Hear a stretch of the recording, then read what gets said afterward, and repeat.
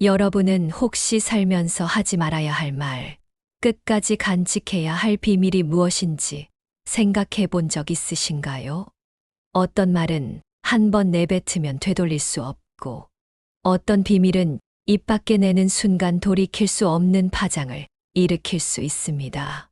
오늘 영상에서는 죽는 순간까지도 침묵해야 하는 5가지 경우들에 대해 이야기하려 합니다.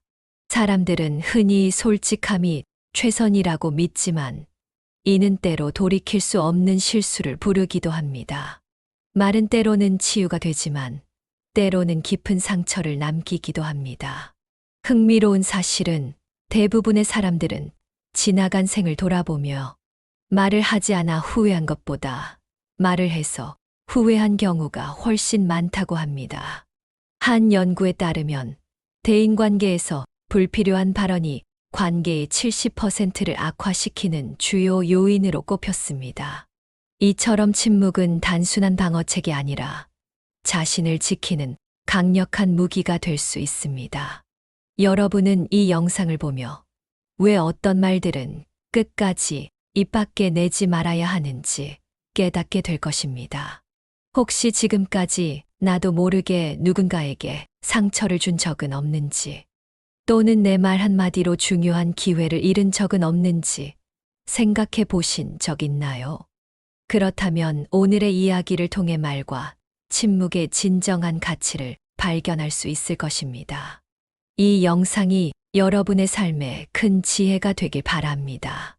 구독과 좋아요, 알림 설정을 눌러주시면 더 많은 지혜를 전해드릴 수 있습니다. 그럼 이제 본론에서 침묵해야 하는 5가지 경우에 대해 본격적으로 알아보겠습니다. 첫째는 상대방이 내 말을 소중히 여기지 않을 때입니다. 우리는 때때로 진심 어린 조언이나 생각을 상대방에게 전하려고 노력하지만 상대방이 이를 진지하게 받아들이지 않을 때가 있습니다.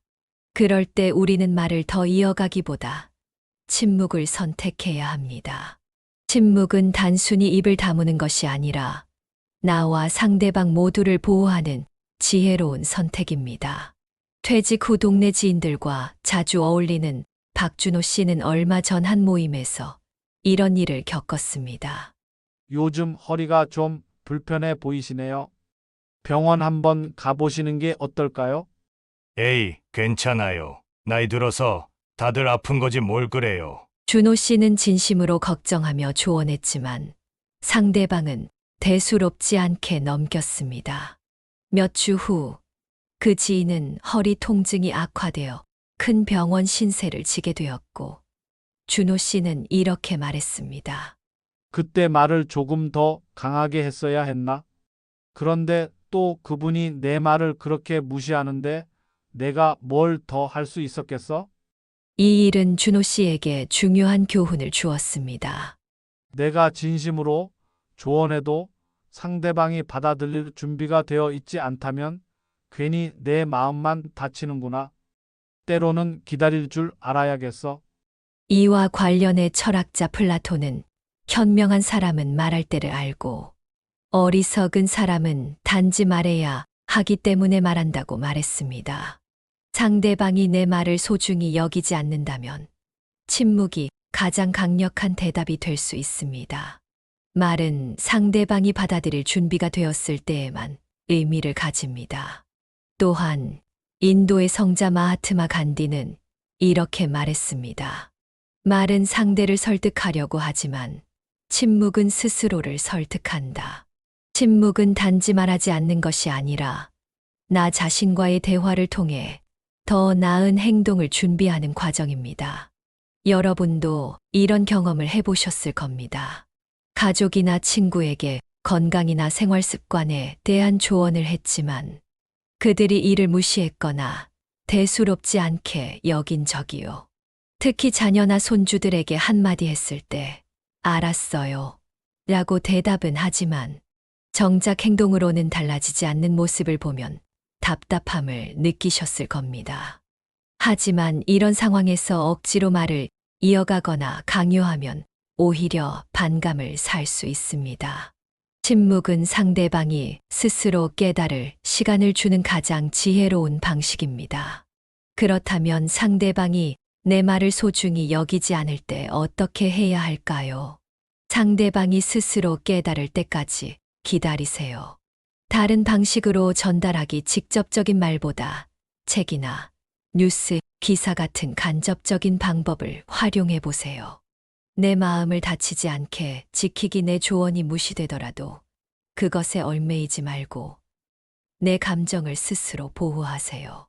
예를 들어 자녀가 건강 관리를 소홀히 한다면 운동 좀 해라는 말 대신 건강 관련 뉴스를 슬며시 보여주는 것이 더 효과적일 수 있습니다.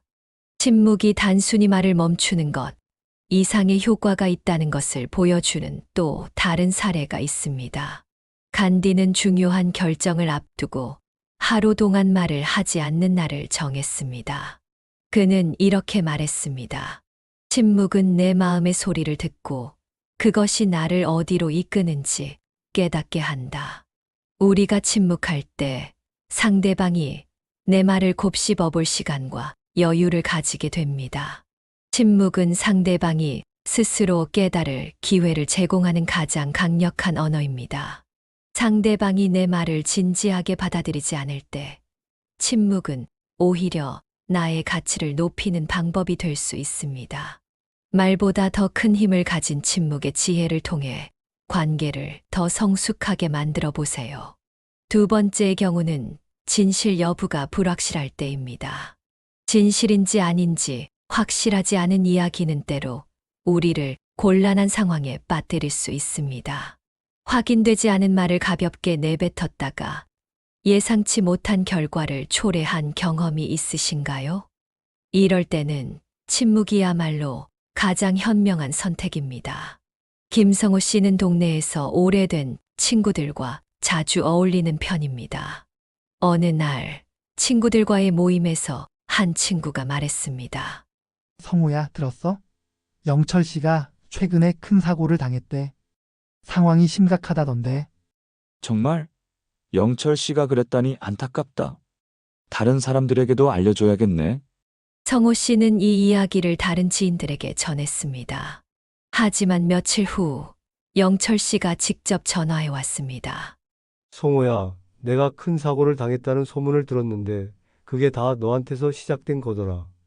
나 괜찮으니까 그런 말 더는 안 했으면 좋겠어. 성호 씨는 큰 충격을 받았습니다.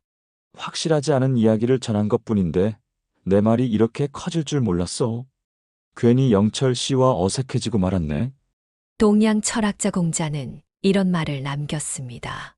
확실하지 않은 말은 말하지 말라. 이는 무지를 드러내는 첫 번째 걸음이다. 확인되지 않은 진실을 말하는 것은 단순히 무책임한 행동이 아닙니다. 이는 상대방의 명예와 감정을 해칠 뿐 아니라 나 자신도 신뢰를 잃게 만듭니다. 또한 인도의 성자 라마나 마하리시는 진실은 단순한 말이 아니라 삶의 태도이다라고 말했습니다. 진실 여부를 알 수 없을 때는 침묵을 선택하고 말하기 전에 생각하는 습관을 들이는 것이 현명합니다. 여러분도 한 번쯤 확인되지 않은 정보를 누군가에게 전한 경험이 있지 않으셨나요? 특히 가족 모임이나 친구들과의 대화에서 듣기 좋은 이야기를 나누다 보면 가볍게 말한 것이 큰 오해로 이어질 수 있습니다. 예를 들어 자녀나 손주들의 성적이나 직장 이야기를 듣고 이를 다른 가족들에게 전했다가 실제와 다른 정보로 곤란해진 적은 없으셨나요?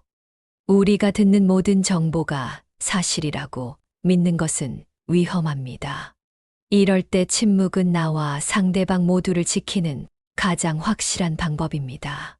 그렇다면 진실 여부가 불확실할 때 우리는 어떻게 해야 할까요? 정보를 듣고 곧바로 다른 사람에게 전달하지 말고 먼저 그 이야기가 사실인지 확인하세요. 다른 사람이 확인되지 않은 이야기를 전할 때는 그게 정말 사실인가요? 라고 되묻고 대화를 멈추세요. 침묵의 가치 인식하기 불확실한 상황에서는 말하지 않는 것이 가장 안전한 선택임을 기억하세요. 예를 들어 누군가 동네에서 누구네 가게가 문을 닫았다더라는 이야기를 들었을 때 확인되지 않은 정보를 퍼뜨리기보다 침묵하며 상황을 지켜보는 것이 더 현명합니다. 과학자 리처드 파인만은 이렇게 말했습니다. 의심스러운 정보는 침묵 속에서 사라지지만 무책임한 발언은 결국 파문을 일으킨다. 확인되지 않은 진실은 소문으로 끝나는 경우가 많지만 그 소문이 누군가에게 상처를 주거나 관계를 악화시킬 수도 있습니다. 침묵은 불확실성을 막아주는 방패 역할을 합니다. 진실 여부가 확실하지 않은 상황에서 말을 삼가는 것은 단순히 실수를 피하는 행동이 아닙니다. 이는 나와 상대방 모두를 존중하고 신뢰를 지키는 방법입니다. 불확실한 순간일수록 침묵의 가치를 되새기며 더 신중하게 행동하세요. 세 번째 경우는 상대방의 비밀을 알았을 때입니다. 비밀은 인간관계를 유지하는 데 있어 가장 중요한 요소 중 하나입니다. 누군가가 자신의 비밀을 우리에게 털어놓았다면 이는 그만큼 신뢰를 받았다는 의미입니다. 하지만 그 비밀을 가볍게 발설하는 순간 그 신뢰는 한순간에 무너질 수 있습니다. 비밀은 지켜져야만 서로의 관계를 보호할 수 있는 강력한 끈이 됩니다. 오랜 친구들과 자주 만나는 박영수 씨는 얼마 전 친구 중 한 명으로부터 이런 이야기를 들었습니다. 영수야, 사실 요즘 경제적으로 좀 힘들어. 너한테만 이야기하는 거야. 절대 다른 사람들한테는 말하지 말아줘. 걱정 마. 내가 어떻게 다른 사람들에게 말하겠어. 하지만 며칠 후 다른 친구들과의 모임에서 영수 씨는 무심코 이렇게 말했습니다. 요즘 철순의 집 상황이 좀 힘들다더라. 다들 모르는 척 해줘야 할 것 같아. 이 이야기는 순식간에 퍼졌고 결국 철수 씨는 그 사실을 알게 되었습니다. 철수 씨는 영수 씨를 찾아와 이렇게 말했습니다. 내가 내 비밀을 지켜줄 거라고 믿었는데 정말 실망이야. 이제는 내가 무슨 말을 해도 믿을 수 없을 것 같아. 이후 영수 씨는 친구들의 신뢰를 잃었고 그 모임에서도 점점 멀어지게 되었습니다. 그때 내가 왜 그 이야기를 꺼냈을까? 별 뜻 없이 한 말이었는데 결국 다 잃고 말았네. 철학자 아리스토텔레스는 이렇게 말했습니다. 비밀은 그것을 지키는 자에게만 가치가 있다. 한 번 드러난 비밀은 더 이상 비밀이 아니며 신뢰를 무너뜨린다. 비밀은 마치 금고와 같습니다. 금고를 함부로 열다 보면 그 안에 가치 있는 것들이 모두 잃어버린 것처럼 비밀 역시 한 번 드러나면 그 가치와 신뢰를 잃습니다. 비밀을 지키는 것은 단순히 약속을 지키는 것이 아니라 나 자신의 품격과 신뢰를 지키는 중요한 행위입니다. 여러분도 아마 누군가의 비밀을 알게 되었던 적이 있을 겁니다. 혹시 그 비밀을 무심코 다른 사람에게 전해본 경험은 없으신가요? 가족이나 친구 간에도 비밀을 지키지 못해 관계가 서먹해진 경험은 누구나 한 번쯤 있을 것입니다. 특히 자녀나 손주들이 털어놓은 작은 고민들을 다른 가족들에게 전했다가 아이들이 이제 엄마 아빠한테는 아무 말도 못하겠다라고 말했던 적은 없으셨나요? 비밀은 단순히 이야기 이상의 무게를 지닙니다. 그것은 상대방의 신뢰와 존중을 담고 있기 때문에 한 번 잘못 다루면 돌이킬 수 없는 결과를 초래할 수 있습니다. 그렇다면 상대방의 비밀을 알게 되었을 때 우리는 어떻게 해야 할까요? 상대방이 그 비밀을 공유하면서 느꼈던 신뢰의 무게를 기억하세요. 소문을 차단하면서 다른 사람들이 그 비밀에 대해 이야기할 때 대화를 멈추거나 주제를 바꾸세요. 비밀은 반드시 지키기 어떤 상황에서도 비밀을 발설하지 않겠다는 자신과의 약속을 지키세요. 예를 들어 손주가 할아버지한테만 비밀로 말할게요. 엄마한테는 말하지 마세요라고 이야기했다면 이를 존중하는 것이 손주의 신뢰를 유지하는 첫걸음입니다. 미국의 작가 마크 트웨이는 이렇게 말했습니다. 비밀은 말하지 않을 때 나를 지키지만 말하는 순간 나를 해친다. 비밀은 두 사람의 신뢰를 상징하는 가장 중요한 약속입니다.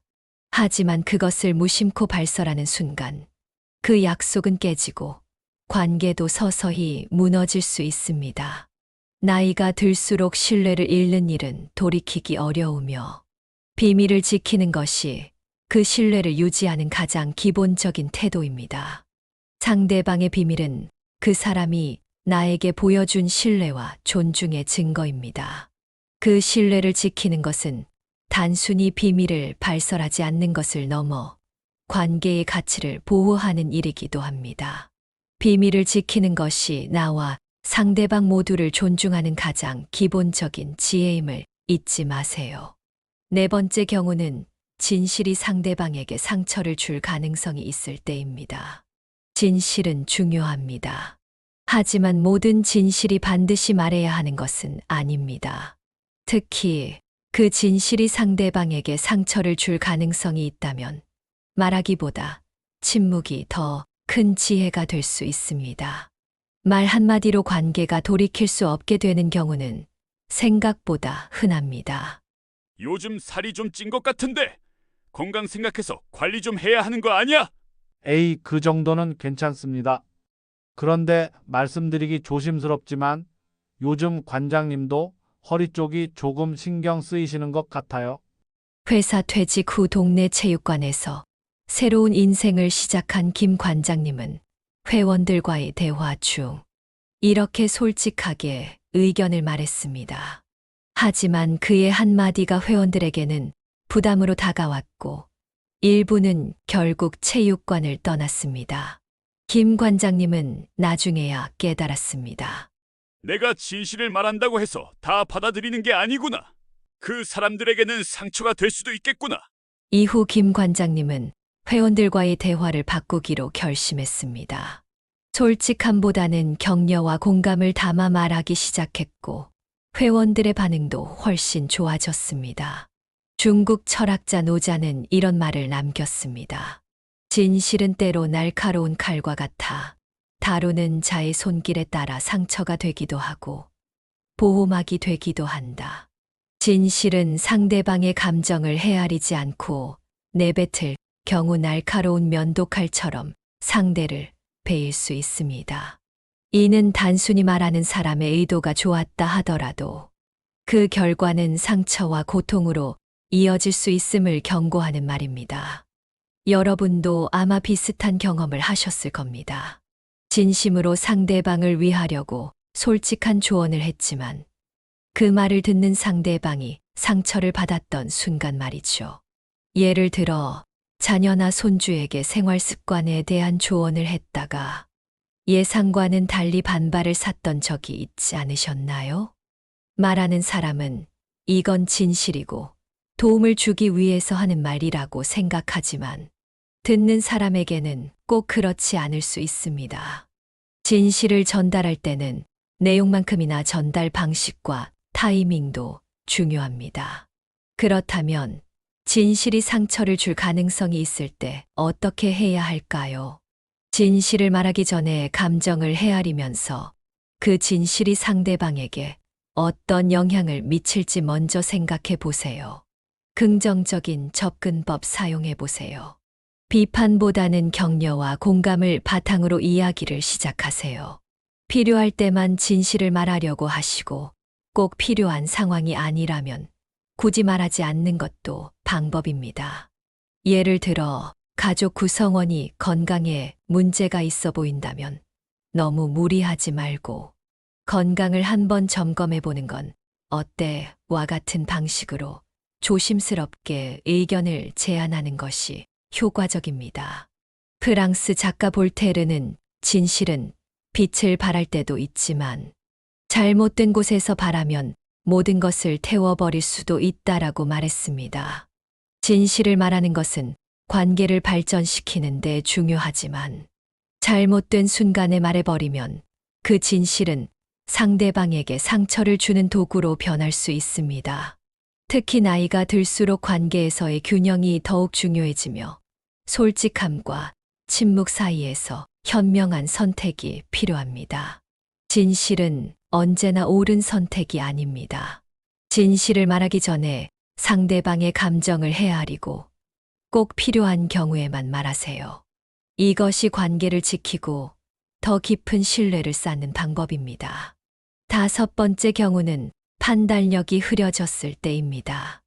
우리는 때때로 피곤하거나 감정적으로 흔들릴 때 판단력이 흐려지곤 합니다. 이럴 때 내뱉는 말은 예상치 못한 결과를 초래할 수 있습니다.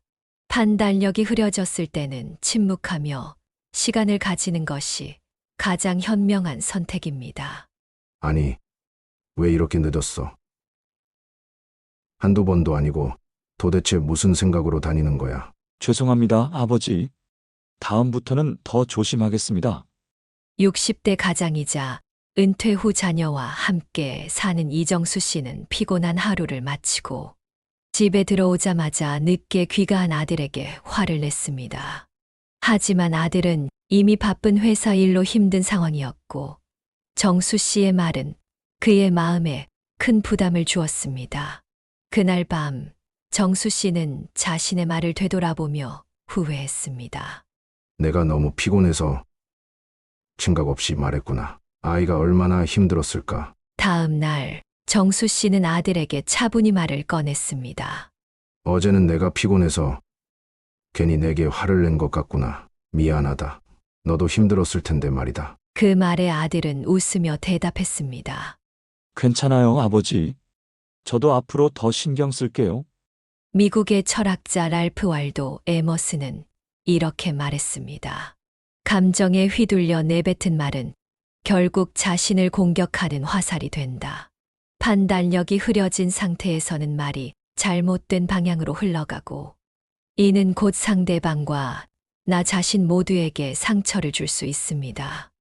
말을 잠시 멈추고 상황을 차분히 되돌아보는 것은 자신과 타인을 보호하는 첫걸음입니다. 여러분도 아마 이런 경험이 있을 겁니다.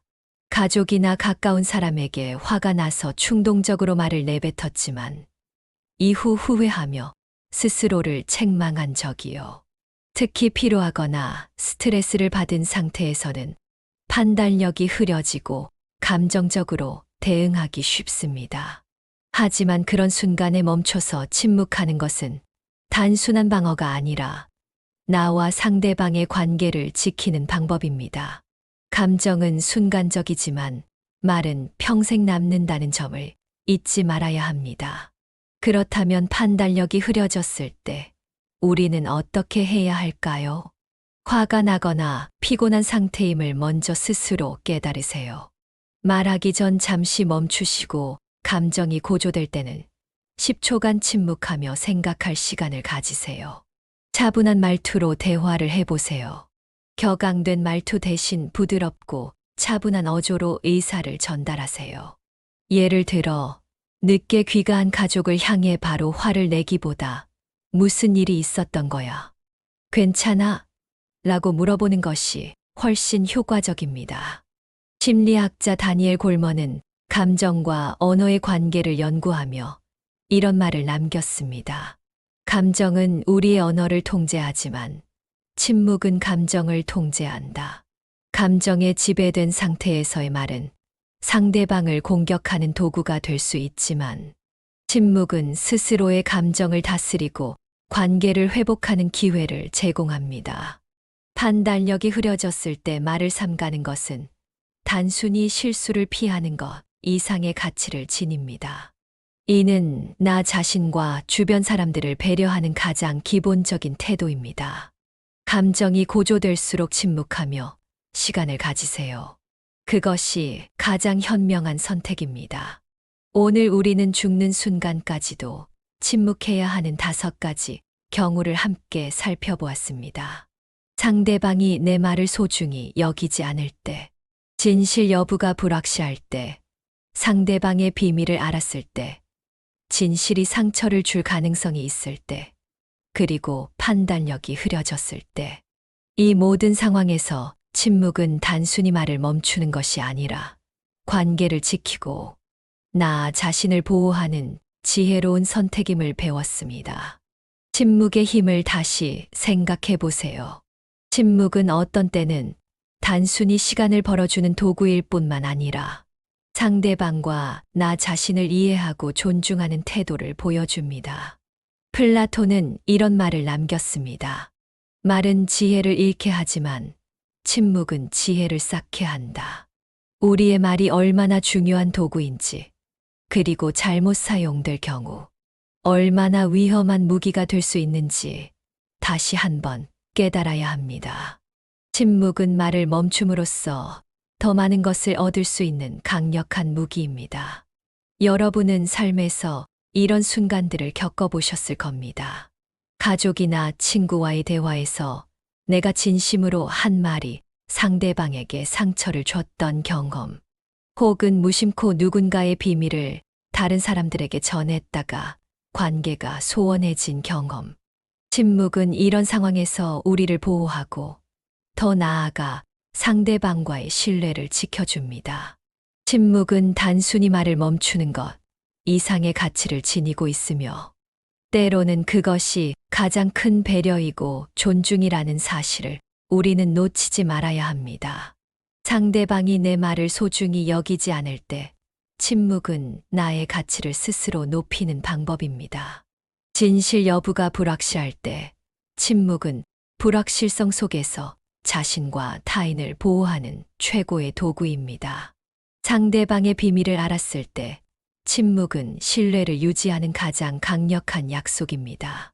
진실이 상처를 줄 가능성이 있을 때 침묵은 관계를 지키고 상처를 줄이는 최고의 선택입니다.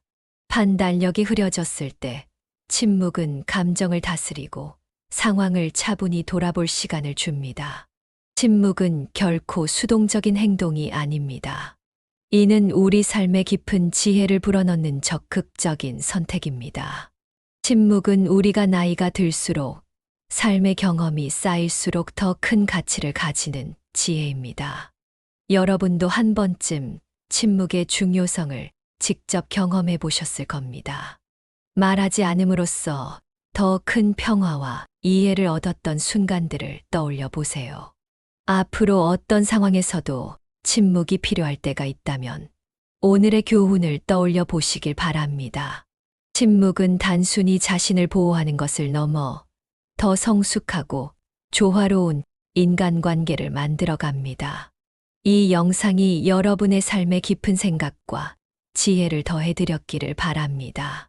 구독, 좋아요, 알림 설정을 눌러주시면 앞으로도 삶에 도움을 줄 수 있는 더 많은 이야기를 전해드리겠습니다. 감사합니다. 그리고 오늘도 지혜로운 하루 되시길 바랍니다.